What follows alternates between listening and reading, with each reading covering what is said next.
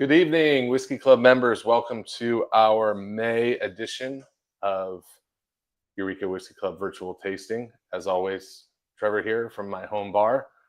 Super excited about this month's pick. One of the distilleries that's near and dear to my heart. Just pretty much like everything they do.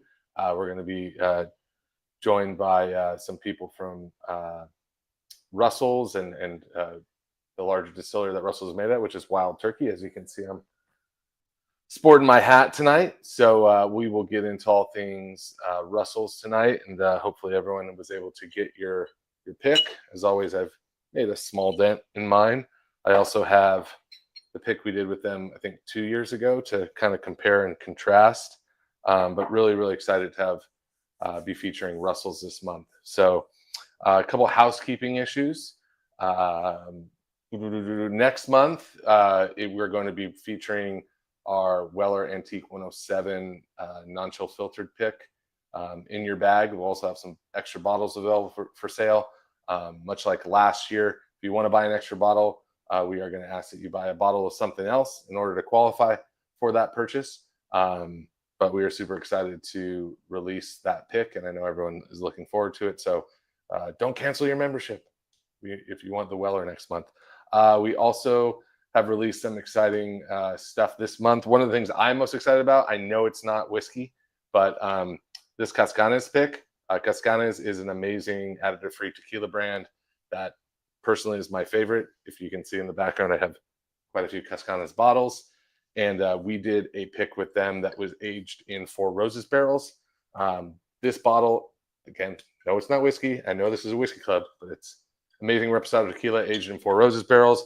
This is going for 115 bottles. It is available at your pickup location. And then very soon, probably in the next couple of weeks, we will be releasing two other additional bottle picks. One is a very old St. Nick straight out of Bardstown pick, which I'm super excited about. And then we have also another pick from the same distillery. Very old St. Nick is made at Preservation Distillery, which is a small distillery in Kentucky, and kind of about 10-15 minutes away from Buffalo Trace. And we'll be also releasing a Preservation bourbon from them as well. So stay tuned to your emails. We'll be announcing more info on all that as it becomes available. And then, as always, we have a lot of great picks lined up for you for the rest of the year. And thank you for being a member. Without further ado, I'd love to bring on our esteemed guest for the evening, Benny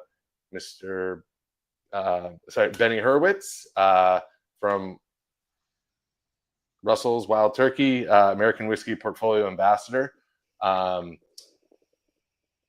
Before we get into that, sorry, Benny and his team have been kind enough to provide two amazing prizes for tonight. So as always, get your questions in.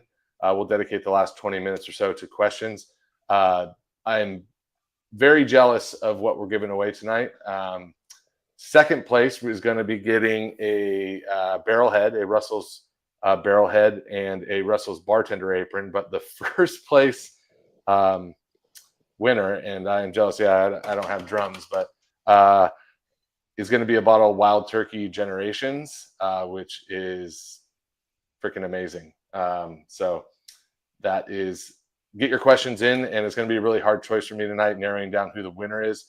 But that is going to be an amazing bottle to get. And thank you to Benny and Danny and the entire team for being so generous with that. So without further ado, Benny, please introduce yourself. You've been on, I think I feel like we need something like SNL. What do they have? Like is it the green jackets, the gold jackets, or whatever it is? You've been on 3 times. So I think that's, you're leading the board on the person who's been on our calls the most. So for those that don't know Benny, please introduce yourself and tell us who you are and what you do for Wild Turkey. Yeah, thanks, Trevor. So I'm Benny Hurwitz. I'm our American Whiskey Portfolio Ambassador, and that is actually for Campari Group. So Campari, the amazing bitter liqueur from Italy, is also a global spirits company. We actually own Wild Turkey Distillery, and we also own another smaller distillery in Danville, Kentucky called Wilderness Trail. So I represent both distilleries these days, but when I started with Campari Group, I was the national brand ambassador for Wild Turkey Distillery first.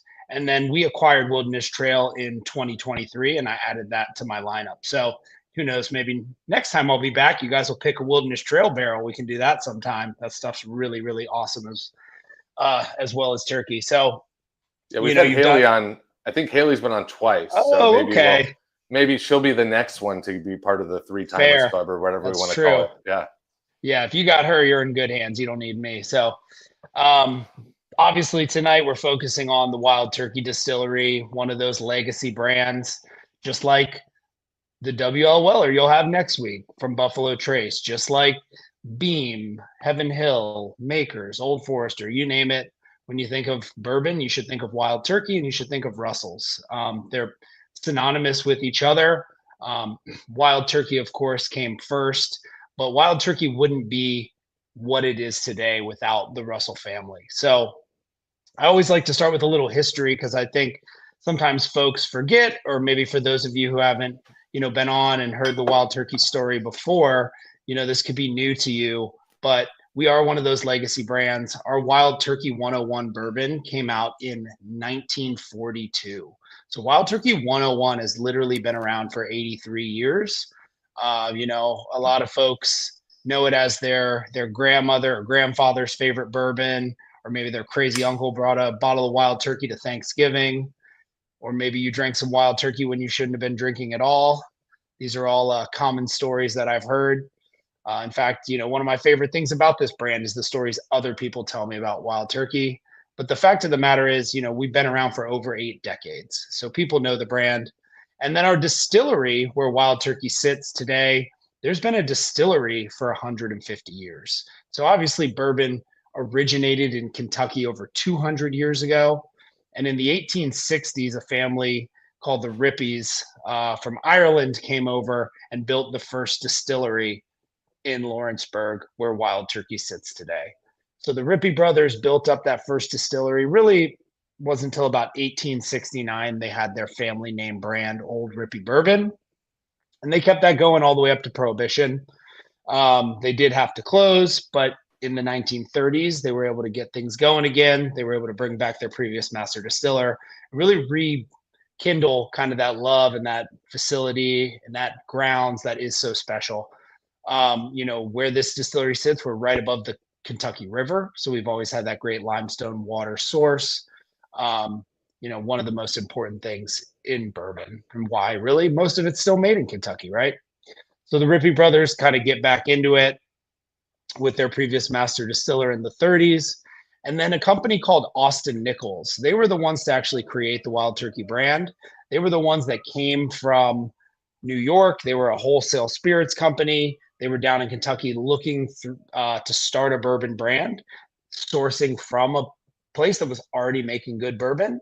They ended up in Lawrenceburg, tasting some of the bourbon that the Rippies were making.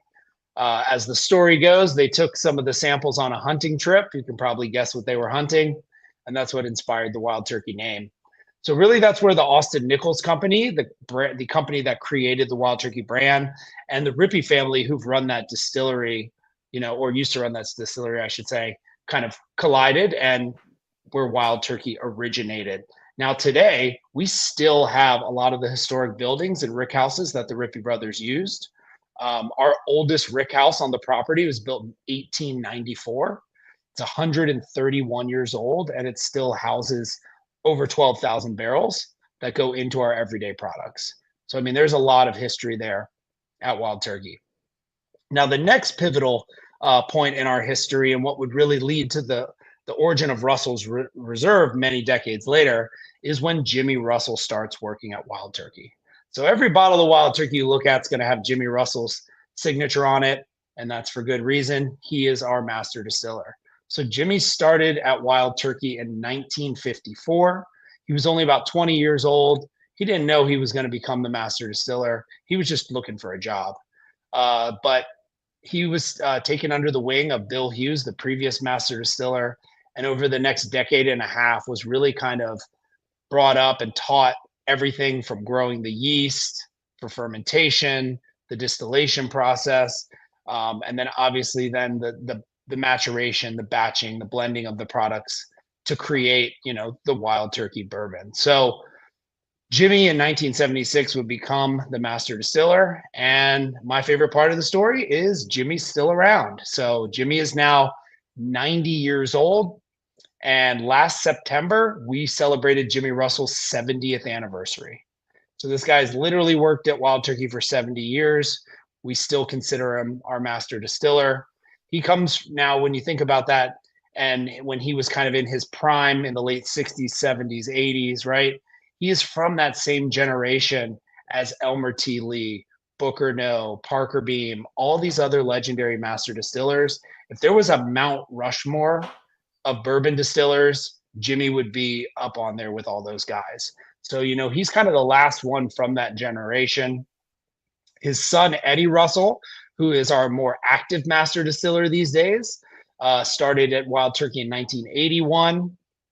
And, it doesn't end there. Eddie's son, Bruce, Jimmy's grandson, as well as Bruce's cousin, Joanne, Jimmy's granddaughter, all work for Wild Turkey in different capacities. Bruce has been with the company about 15 years now, and he just got appointed associate master blender. So he's been back in Kentucky. He had traveled around as a brand ambassador doing kind of what I do now for many years, and then came back to Kentucky to learn how to make this stuff hands-on, just like his grandfather and father did. So pretty awesome that we have 3 generations of the Russells behind Wild Turkey. So obviously you can guess where the Russell name comes from now, but the story of how Russells originated is also pretty cool. So Jimmy Russell, remember, Booker No is his best friend. Elmer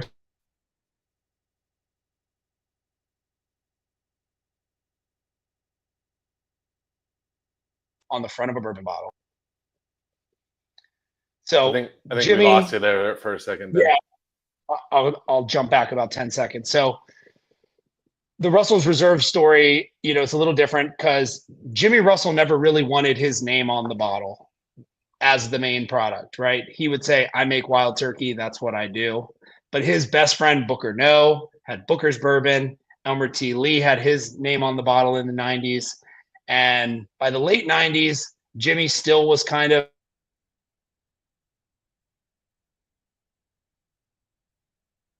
so the company went to Eddie Russell. So Eddie had been at the company for 25 or so years and had some experience in the rick houses, really learned a lot about where the barrels mature and what flavors are created during the maturation process, kind of learning the sweet spots of the rick houses. And, as Eddie's story goes, the company kind of tasked him. They thought Jimmy was actually going to retire in the early 2000s and late 90s, somewhere around his 45th anniversary. They were like, all right, this guy's been here 45 years. He's probably going to retire soon. Eddie's going to take over. We're just going to have Eddie create this special bourbon for Jimmy. So Eddie starts searching through the rick houses, looking for the barrels that he would want to make out of this. He'd want something that still was reminiscent of that big, bold, rich, spicy, classic Wild Turkey 101. But he also wanted to put his spin on it, something a little bit older than your standard kind of 6 to 8 year old Wild Turkey 101.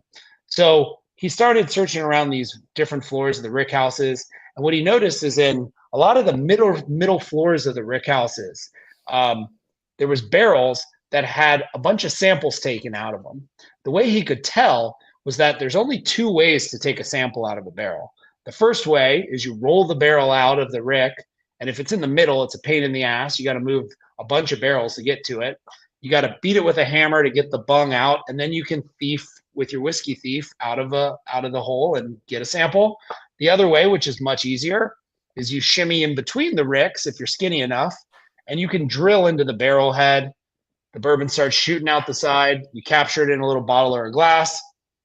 And then you can plug that back up with a little piece of white oak that looks like a nail, right? So he started finding these barrels that had a lot of these little white oak nail holes plugged up on them.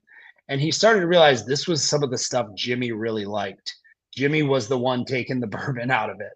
So the similarity from these barrels were a lot of them were on the middle floors. So when you look at our rick houses, remember our oldest rick house is 131 years old. We don't have AC or heat or temperature control in these rick houses. So if it's hot outside, it's hot inside. Every floor you go up, it gets hotter. the top floors being the hottest, the bottom being the coolest. The middle get the best temperature fluctuation where it's not too hot, it's not too cold. And that really ages the whiskey kind of more gracefully. So in the bourbon industry, we call that region of the rickhouse the center cut. It's the sweet spot. It's not necessarily a secret, right? A lot of brands have particular expressions that they will look to these regions of rickhouses for. For us, it's Russell's Reserve. So Eddie found these barrels that Jimmy had been tasting a little more than he should have. He had a bunch of samples pulled. He kind of put together his own little blend, starting with a minimum of 10-year-old barrels. And he went in to Jimmy's office one day with this little glass and said, "Try this." Jimmy tries it and said, that's pretty good. And Eddie said, "That was the best compliment I've ever got in my life from my dad." So that is what became Russell's Reserve. The original Russell's Reserve was a 10-year-old 101 proof, and it was more so called Wild Turkey Russell's Reserve. Now, when you look at our bottles today, you'll find Wild Turkey Distillery on the back and the bottom, because that's where it's made, right? But otherwise, they're fully branded as Russell's, a standalone brand for Jimmy Russell, the longest tenured master distiller in the world. So sweet spots, that's what these barrels are about.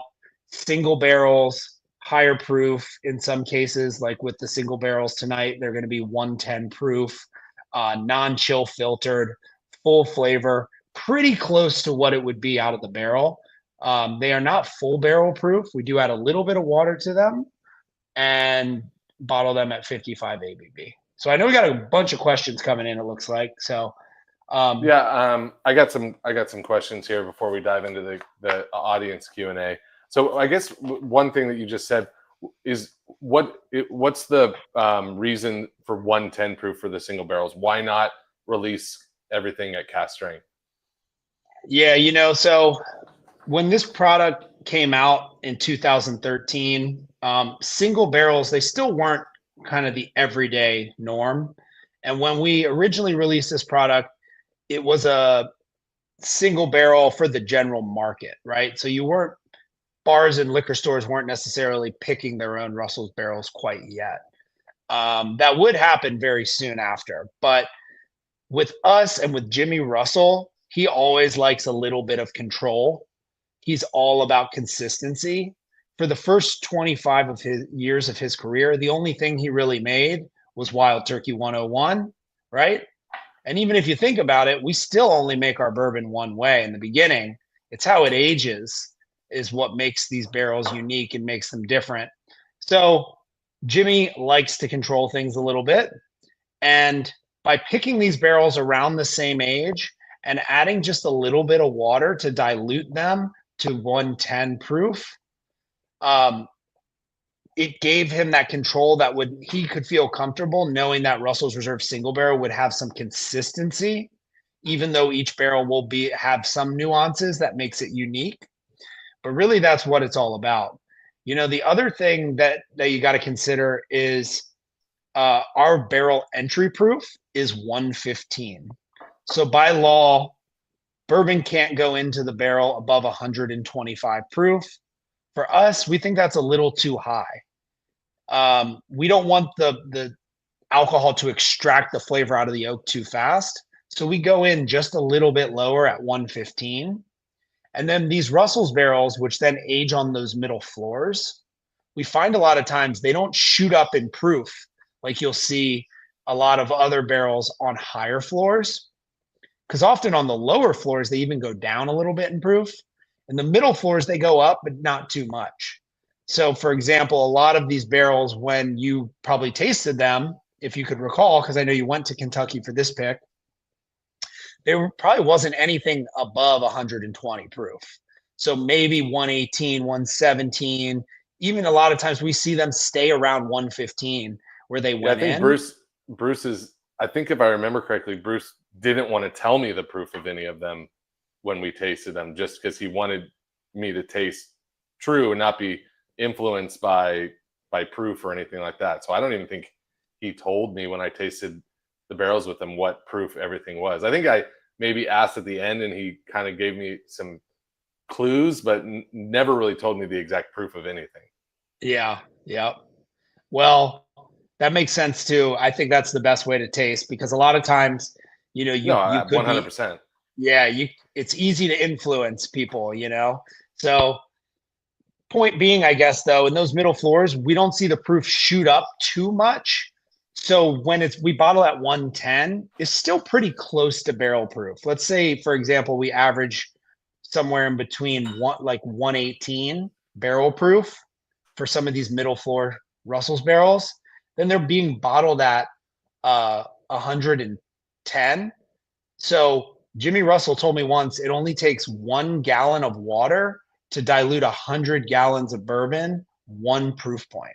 So if after, I'm not sure the exact age on your barrel, but they're usually around 8 to 9, maybe 10 years old. So after about 8 years, you're looking at maybe a little more than half full, right around half full. So 53 gallons cut in half, let's just call it, 27 gallons of water. 1 gallon of water is going to bring that down. So there's not a lot of water added to this.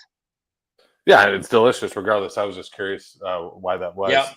Yeah. I'm going to do a few questions from me, and then we'll get into just a small tasting portion, and then we'll jump into the questions from the audience. I do want to dedicate a little bit more time to questions from the audience tonight, just because of the amazing giveaway. I want to give as many people a possibility to win. So you mentioned that Jimmy's been distilling. He just marked his 70 year anniversary at Wild Turkey. What's a Jimmy quote? What's your favorite Jimmy quote? Well, so Jimmy, that you can share with us. Sure. Or a story. Favorite Jimmy quote or Jimmy story that you want to share with us? Sometimes there's, I've got some personal stories and things that are amazing. But I mean, my favorite thing that Jimmy has said consistently since I've met him, and I think I'll tell you his most famous quote that people know is kind of that cliche, like, if you love what you do, you'll never work a day in your life. And I mean, if anybody you can believe that from, it's going to be him because he's worked at the same place 70 years. But one of my favorite things that I hear him say, and that has passed down to Eddie and Bruce, is the fact that he will tell people whether they, run bars and operations like yourself, or if there are customers that come to the visitor center or own a liquor store, in whatever capacity you purchase and drink Wild Turkey and Russell's Reserve, he will tell you and he will thank you and let you know that if it wasn't for you, we couldn't do what we do. So if you guys don't drink it, we can't make it. And I love when he says that. And that resonates with me because I was a bartender for so many years and I recommended Wild Turkey to countless people. And, I've heard him say that to many audiences, that if you guys don't drink it, if you guys don't buy it, we can't make it. So it's all about the customer. It's all about the guest. It's all about the buyer. We are, we make it for you guys, but you guys are doing the hard work. So I love that. I wanted to congratulate you on being nominated for the Best U.S. Brand Ambassador at Tales this year. Can you talk a little bit about what that recognition means to you personally? Yeah, I mean, it's a huge honor for me. This is my third year in a row being nominated. So for anyone that doesn't know, Tales of the Cocktail is pretty much the largest industry event of the year. It's been going on for 22 years, I believe now. It takes place every summer in New Orleans when it's hot as hell. I know it well. Right. So it's during their kind of slow season in New Orleans. It brings in a bunch of industry people, bar industry, bar owners, bartenders, you name it, from around the world. So there's an influx about, I don't know, 15, 20,000 people coming into New Orleans for this festival for over the week. And it kind of all culminates at the end of the week with what they call the Spirited Awards, which is essentially the Oscars for the bar and restaurant industry. So, you know, I think most consumers know James Beard Awards, which is more restaurant focused. And in the last couple of years, James Beard has added categories more focused on bars and bartenders. But Tales of the Cocktail really is the bar awards. So yeah, I have been nominated a couple years in a row. Last year, I did make it to the top 4, which then I attended the Spirit Awards. You know, I didn't win, but I'm nominated now again for the top 10. And on June 9th, they'll announce the top 4. So I'm going to Tails either way. I'll be there in July, sweating it out. But I love to be in the top 4. It means a ton to me. It's something I never thought that I would even be considered for. When I went straight from being a bartender to working for Wild Turkey, it's like the only 2 things I've ever done in my life. And I just do the same, you know, I just keep doing what I'm doing and somebody's noticing. So it really does mean a lot. I don't feel like I'm trying to do anything special to get this. So it means that much more to me. Well, congratulations. It's a huge honor. And I unfortunately won't be at Tails this year. I usually go, but I've gotten to a point where I try to take about I go every other year. Just because I'm sure, as you know, it can be a lot, and especially the heat. And I have a 4-year-old now, and that adds to the complexity. But wish you the best of luck, and myself and I know all our members will be pulling for you. I do have a couple more questions. I want to talk a minute about Russell's Reserve 13, just because it's kind of blown up in the whiskey scene, and it's really developed like this. I don't even want to call it a cult following, but it's really blown up. Like, what makes that? What do you think made that release so distinct in your eyes? Yeah, so the Russell's 13 really checks all the boxes of what the bourbon geeks have been asking for a long time. You know, I was kind of harping on the fact that the Russell single barrels are 10 years or 110 proof. And I kind of got a little carried away there. And that's because I'm used to, you know, the whiskey geeks saying, why can't we just have it at barrel proof? Right. So I was trying to fight a battle no one even asked for. But the Russell's 13, it's barrel proof. It's a minimum of 13 years old. It's non-chill filtered. So it's again, it's all those things that the whiskey enthusiasts have been asking for from Wild Turkey and Russell's for such a long time. Extra age, unfiltered, unchill filtered, undiluted. It is just like, you know, essentially drinking out of the barrel, except it's multiple barrels batched together. And what makes this lot of barrels so special, and I think what makes the Russell's 13 stand out even more, remember when you put a age statement on a product, on a whiskey, that's the youngest whiskey in there. So when we say Russell's 13, every drop of it is at least 13 years old. But what makes Russell's 13 a little more unique is that in all the batches that we've done so far, they've all had a much older component as well. So the first release of Russell's 13 combined, I believe, 13, 17, and 20-year-old barrels. And then the following batches all had something similar.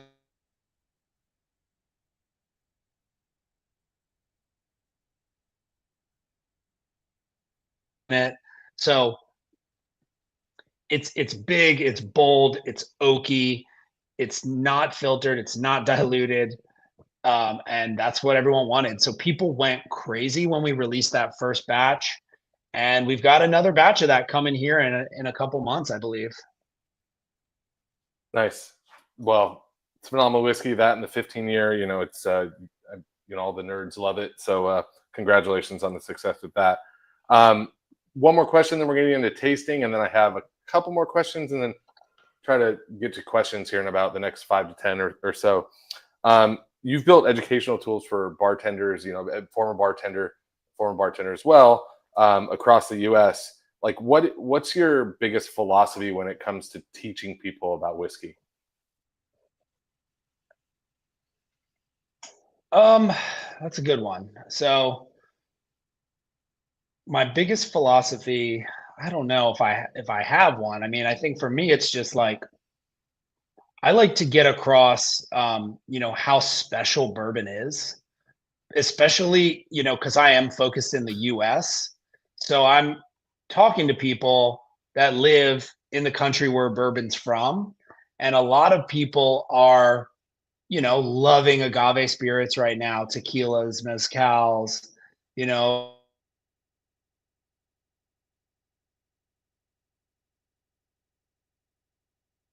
and I think a lot of people loving these other spirit categories and understanding them, I think they would like bourbon a little more if they actually understood it. So for me, it's all about educating people on the process of bourbon, the history of bourbon. People don't think of bourbon as like an additive free product. Like they go crazy over tequilas now that they're learning they have a lot of their favorite ones have additives. Bourbon's made from grains, it's aged in oak barrels. And the only thing we can add to it after it's aged in those oak barrels is water, right? So, I mean, it's about as natural as a spirit can get. No, I completely agree. I love tequila as well, but whiskey has always been my first love, and I think you're doing the Lord's work and introducing people to Turkey and um, and all things Campari and Russells and everything. So that's definitely interesting. Um, so I want to get into the tasting portion, and then it'll after we get done tasting, I kind of want Benny to maybe talk about the differences between rick houses, specifically like Tyrone versus Camp Nelson. Um, I have a Tyrone A. My barrel number is 250056. So I always like to share with everyone what I'm tasting because it will vary slightly based off of what you're tasting. As always, we highly encourage you to share the barrel number you're tasting in the comment section and then share tasting notes. So the tasting notes that you receive on your card, these are kind of just all embodying tasting notes from all the barrels. And there's a cocktail recipe on the back here. We have Eddie's Boulevardier. So highly recommend making that drink. But tasting notes I get on this barrel, and again, please type your tasting notes into the comment section so we can compare and contrast. So on the nose here, I actually was putting these together earlier before this call. I get a really big like toasted coconut note on this barrel. Obviously, we have some baking spices, nutmeg, cinnamon. One of the things that I love about Russell's is I always get this nice like I call it my grandma's walnut bowl because that's legitimately what it's like, dusty kind of old oak that I love a lot. And it reminds me of grabbing my grandma used to have this walnut bowl in her living room that I used to crack walnuts on when I was a kid. And that's what it reminds me of. On the taste, I get, again, nuttiness, walnut, vanilla, some English toffee, a little bit of black cherry, and then again, some more of that toasted coconut. And then the finish for me is it's long, it sticks around.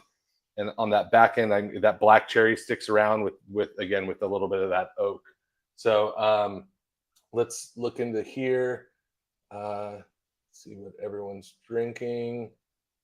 Not many people. Oh, here we go. Angie F. I'm drinking 250012.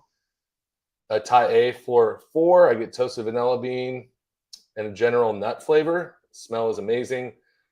Mark Horowitz, Tyrone A again, barrel 0012, baking spices, vanilla, black cherry. Jeeping with Larry. I love the name, Larry. Nose is amazing. Get vanilla and nice nutty nose, dark fruit on the taste. 240914, Thai G, 4th floor. Manuel Rivera, vanilla nuttiness. Sarah Steepleton, drinking 240914. But yeah, continue. As always, I'm not going to go through all of them, but please continue sharing your tasting notes. Hopefully someone has the same barrel as you and they say something and you're like, oh yeah, I taste that, which is always a cool experience. So Benny, we're going to get into the questions from the audience. I do have kind of two not non-whiskey related questions, but kind of kind of whiskey related. So I know you're super into skateboarding. If you have to pair Russell's with a skate video, what's the whiskey and what's the clip? We're going Wild Turkey 101 with Baker 3. Those are Okay, the nice. that's if you don't know skateboarding, there's a video from 2005 called Baker 3. The skateboard company is called Baker, and it was their third video. And it is just a video full of mayhem and hijinks. And when you're, I at that point I was a couple years out of high school, but when you're in that high school age or right around and you watch a video like this, it's just like the craziest thing you've ever seen. So that paired with just classic 101, big, bold, spicy in your face for like this intensity and intense skate video. I love it. Have you ever been asked a similar question to that before? I got to know because I thought it was pretty. Never. All right, cool, awesome. All right, I thought it was pretty unique. All right, we're going to jump into songs and then we're going to jump into your questions. So like we talked about, bartenders also often create drinks named after songs. So I like to always ask our guests what songs they like to listen to while drinking whiskey. Benny, do you remember the songs you chose? And if not, I have them written down. And tell us your songs and tell us why you chose them. Totally. So the first song I chose is Beast of Burden by Rolling Stones. And I kind of went classic. I went classic rock for both of these, but for me, that one, it's just kind of, it's mellow, it's low key, it builds up. It's kind of can be background music to really enjoy the bourbon and let that kind of take the forefront. And then the other song I chose was One of These Nights by the Eagles, which is a little more like melodic and like kind of upbeat and almost like disco-y. And you get that I think that also vibes well, with drinking bourbon with Russell's. Nice. Amazing picks. Love both the songs. I went with the jazz song, Chet Baker from Chet Baker Sings. It's a song called That Old Feeling. The only reason I chose it is because I was, for Memorial Day weekend, I went up to Paso Robles with my family, and I listened to that song while drinking Russell's on a patio, and I watched the sunset, and I was very happy in the moment, and that song was on, and that's why I chose it. So, well, Benny, thank you again for asking my question or answering my questions and giving us some background on Turkey and Russell's. So we'll go ahead and jump into the questions from the audience. Again, if you're joining us late, we do have a bottle of Wild Turkey Generations to give away, which is extremely generous of Benny and his team. So we will get into the questions. We'll choose our top two of the night, and I will be the bad guy to choose who gets the amazing bottle and who doesn't. Let's see. All right. Ken Allard asks, what's the most interesting or unexpected thing you've learned about bourbon making during your time with Wild Turkey?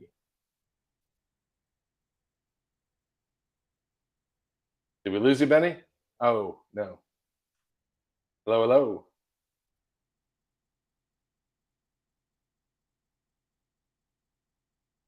Well, that is very bad timing. Let's see here.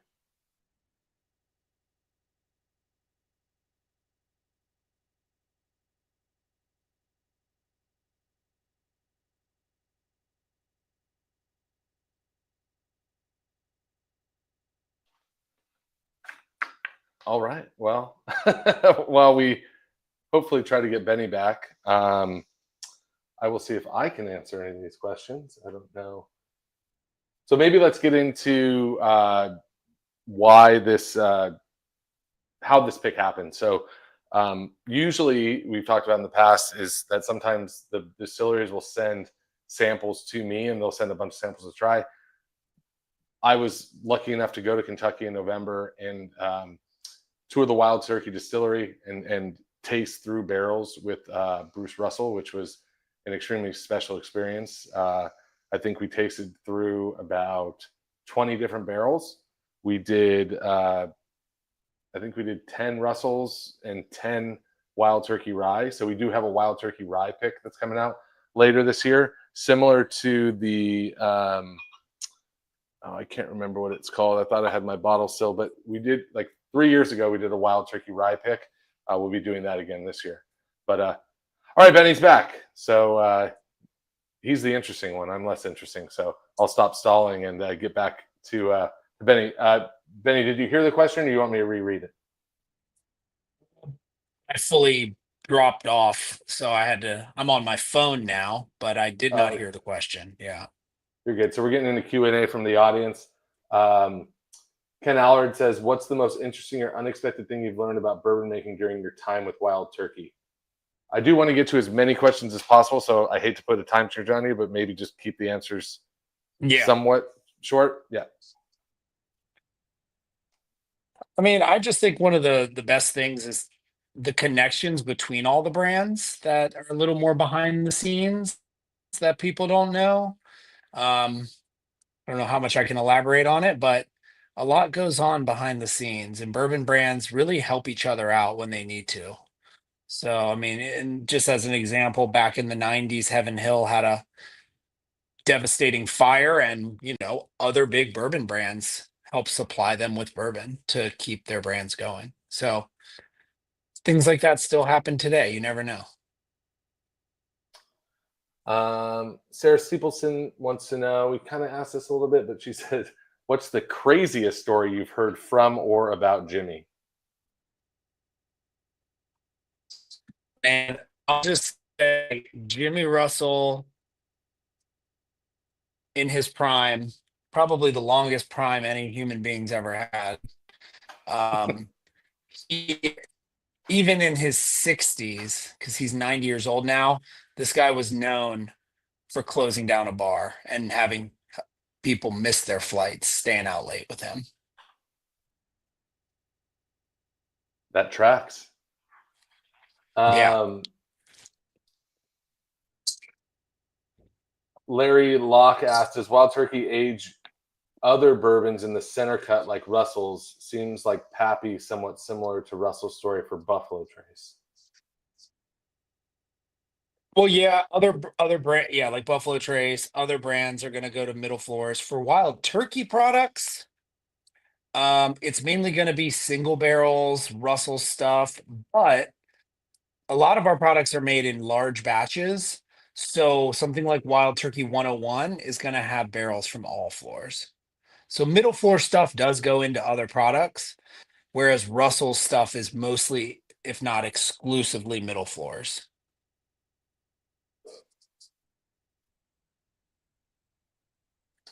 Zofia Mangione asks, where does the distillery source its grains from? Yeah, so a few places. The corn's all grown in the US, mostly Kentucky. We use non-GMO corn still. The barley is coming from, the Midwest or sometimes the Dakotas, Montana. Gets malted in Milwaukee. And then our rye is primarily coming from Europe. So we get the rye from the countries that actually eat a lot of rye bread and grow the best rye. Nice. Cameron Homer asks, what's your favorite part of being in the whiskey industry? For me, it's the people, I also, that expands to just the bar industry people. Those are really like my people. So I get to interact with a lot of bourbon focused people, but for me, it's just, the bartenders. Like they're kind of my favorite. Good people. Stephen Rizzuto asked, do you use suspended staves to encourage a certain flavor profile? No, we use a traditional number 4 char oak, American white oak, 53-gallon barrel. We're not adding any staves to the barrel to steep. We're just using the barrel itself. Preston Strait III asks, how does the single rick house compare to the 10-year, 13-year, and 15-year? Yeah, so we talked about the 13, how it's kind of big, bold, barrel-proof, non-chill filtered, but its real secret weapon is some of that really old liquid going in. Um, the 10-year-old, that's kind of our standard 10-year-old 90 proof. It is chill filtered. It's very approachable, kind of like your everyday bourbon in quotes. There's not really a lot of everyday 10-year-old bourbons, so that alone makes it special. Um, and then you've got the 15, which was a kind of like the 13, checked all the boxes, but it started with a minimum of 15-year-old. But it also didn't have like a super old component in it. And then the single rick house, what makes that special is we're hyper focused on age location. So different from a single barrel, which also comes from one single rickhouse because it's one single barrel. Single rickhouse series is where we're taking roughly the 75 best barrels we can find from that rickhouse and batching them together. It is also barrel proof and non-chill filtered. It's not about extra old age per se. Typically, the single rickhouses are 10 to 12-year old, but it's about barrel selection, barrel location. So what you'll find is each single rickhouse is different based on the rickhouse it aged in. That's the main variable. All right, Wes Tyler, no relation, great last name. Um, how do the two techniques of using the alligator char with non-chill filtering play together? Well, I would say, with the number four char barrel, that real heavy char, you get that nice charcoal layer, you get that red line below, that caramelized wood, and from that wood, you're extracting a lot of flavor. Um, and oils and things. So when you chill filter, you actually take those oils out. So having that heavy char uh, gets us a lot of that, and then by non-chill filtering, leaves it in.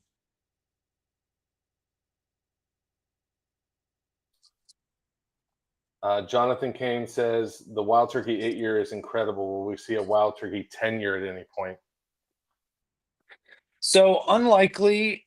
We already have Russell's Reserve 10-year, and when we didn't go through all of our production process, but we use the same mash bill for Wild Turkey and Russell's. It's the same non-GMO grains. It's the same yeast strain. It's all barreled at 115. It all uses number four charred oak barrels. So to do a 10-year-old Wild Turkey would be maybe a little redundant, I guess, but doing the 8-year was more so to call back to the original Wild Turkey when it came out in 1942. It was an 8-year-old age stated product. Jimmy's favorite age of bourbon is 8 years. So it's really more commemorating that and bringing that back. It is fantastic. You're definitely right about that. But I think to have a Wild Turkey 10 and a Russell's 10 would be they wouldn't, based on the barrels you pick and how big your batch size is and what floors they come from, they wouldn't necessarily taste the same. But I think it would just to have 2 10 years in the portfolio would probably not be Yeah, something makes we'd sense. do. Yeah. Stephen Rizzuto asks, when a barrel really misses the objectives of the master distiller, what do you do with the barrel? I mean, usually the beauty of how we make our products, because we only use one mash bill for bourbon, one mash bill for rye, one yeast strain, we are only one distillery. So every drop of this stuff is made on one set of stills in the same building in the same place every single day, and then it goes into the same type of barrels. We rarely have what I'd call a bad barrel, um, because everything is very consistent in the production. And then we also taste it every couple years, every 2 to 3 years before we're going to even use it. So if something's not tasting spectacular, then you let it age a little longer. And if it goes, you know, 8 years, 10 years, and it doesn't taste great, you either let it keep going, or occasionally you can put, say, a spicier or a little bitter or a little over oaked barrel into a large batch product, and it's gonna add to that overall taste profile. So we need a little barrels like that that are a little funky or a little oaky. Those will go into something like Wild Turkey 101, or they'll keep on aging. We have stuff right now at Wild Turkey that's like 24 years old that'll probably never see the light of day. And Bruce will probably say it's not even good. So, but occasionally you let it keep going just to see what happens. Richard, I don't have a last name, but hopefully we can get a last name. Has there been a particular barrel from Wild Turkey that really stood out or surprised you? Hmm. That is a tough one because I've tasted a lot of barrels. Um, You can say ours. It's okay. I mean, obviously, all of the Eureka barrels. I really like those Kentucky Spirits that you were doing a couple years ago too. Um, but more so the a product would have to be the new Wild Turkey 8 year. Really surprised me because I'll be honest, the our standard Wild Turkey is a combination of 6, 7, and 8 year. So technically, it's a 6 year. I love that stuff. So, and I've had vintage Wild Turkey 8 year. And if you've ever had anybody's vintage bourbon, it doesn't taste exactly like their current day bourbon. And vintage bourbon can be spectacular. I knew when we re-released 101 8 year, it wasn't going to necessarily taste like vintage 8 year. And then I'm also thinking to myself, well, it's only 2 years older as the base from the regular Wild Turkey. How different can it be? And it freaking blew me away. It is so good. It is crazy. The mouthfeel on it, the sweetness, the oak, everything is just so integrated. It really, really surprised me. Yeah, I haven't tried it yet. I definitely need to get a bottle. Danny, hook it up. All right, last question, then we'll pick a winner or winners. Manuel Rivera, who is the most interesting person in the industry who you've met? And I will add a stipulation to that, other than someone that worked at Wild Turkey. I would have to say, I've got to meet Al Young at Four Roses back in the day. He passed away a few years ago, but he worked at Four Roses for over 50 years. He wasn't the master distiller, um, which I think is cool in a way. A lot of these big distilleries have people that aren't the master distiller, but have spent decades and decades of their lives and their entire careers at one place. And Al Young was this really, really special guy who was a historian. He knew the brands, he knew the stories, he knew the people. He just knew everything about the brand. Um, and yeah, I got to meet him once or twice back in the day, in my early days. Nice. Okay, I lied. One last question, and then because this question came in, and I think it's a good one. When you're at home, do you prefer drinking Wild Turkey or Russell's? I don't know if you'll get in trouble for answering this question. Man. Well, if you guys just want me to be honest, I don't really drink at home. I All go right. out. So I go out for a living. So, yeah, as you can Fair enough. imagine, you gotta take a break sometime. We were joking earlier, about, having Danny, my coworker Danny, saying he's got some unopened bottles from back in the day. And then Trevor said, if he runs out of his bottles because he drinks them so quick. I have I'm the middle ground, whereas I'll open a bottle to drink it and then it sits there for 5 years. So I've got a lot of open bottles if you guys want to come over. Um, but Well, the yeah, difference is that I can't drink when I'm at the restaurants yeah, because I'm exactly. working. So I drink at home. So we have the opposite. Not that I don't go out, but I kind of have the opposite situation. But you know how it is. You've been doing this a Oh long yeah, time as well. And You've gone out, you've paid your dues. Um, I'm still going out. I travel 200 days a year. So I would say the thing I just drink the most is Wild Turkey 101 bourbon. Awesome. I love it. All right. Do you, I can roll through all the questions, or do you remember a couple that you liked? What do you want me to do? Uh, I can you, recap for you if you need it. I mean, I think I remember one or two that I liked. There was recap a couple because there was one in there that I feel like was I've never got before. That was kind of cool. Okay. It says, Um, what's the most unexpected thing you've learned about bourbon making during your time at Wild Turkey? There was one. What's the craziest story you've heard from Jimmy? Where do they source the grains from? Does Wild Turkey age bourbons in center cut like Russell's, the pap similar to Pappy? There was that question about suspended staves. What's your favorite part about being in the whiskey industry? How does single barrel Rickhouse compare to the 10-year, 13, and 15-year? Has there been a particular barrel from Wild Turkey that stood out or was surprised you? How do the two techniques of alligator char and non-chill filter play together? The Wild Turkey 8 year is incredible. Will we see a 10-year? When a barrel misses the objective from the master distiller, what do you do with the barrel? Who's the most interesting person you've met in the industry? What do you prefer, Wild Turkey or Russell's Reserve? I believe those are all the questions. okay, so the question that I don't think anyone's ever asked before that was kind of unique was about um, The you know, the skateboarding question that I the asked, so I yeah. get to win the So you bottle get of you get the generations.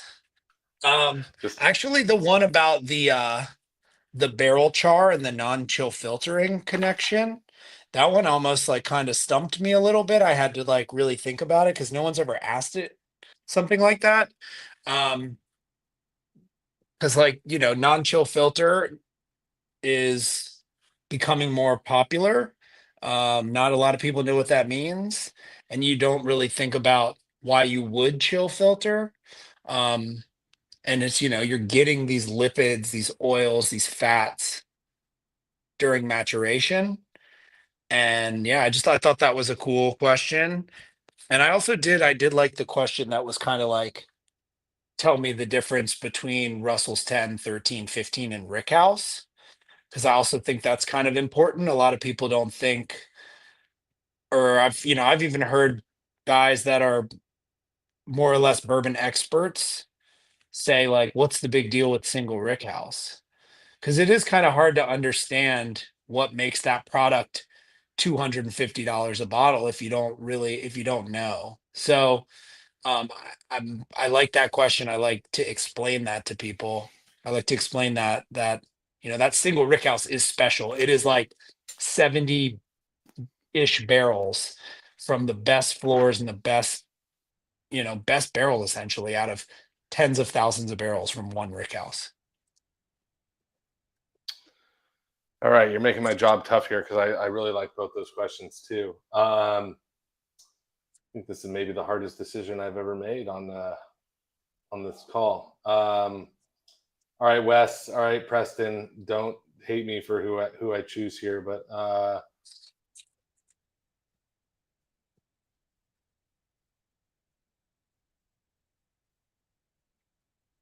I'm gonna have to go with Preston's question of the single barrel Rickhouse compared to the 10, 13, and 15-year for the first place prize, and then second place will be Wes.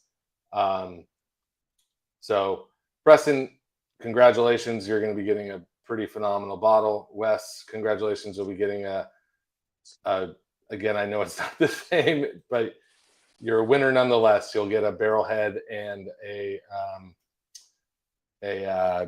apron. So maybe you and Preston can connect, and maybe he'll be kind enough to ship you a little sample. But thank you again to Benny. Really appreciate your time. Thank you again to all our members. Russell's, I don't want to offend any of our other suppliers, but Russell's 10 year is my favorite, like at home whiskey. Like I always have a bottle on my shelf.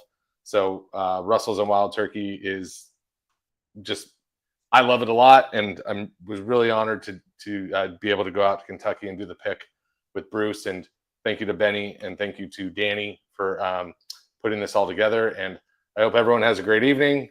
And as always, cheers. Have a good night.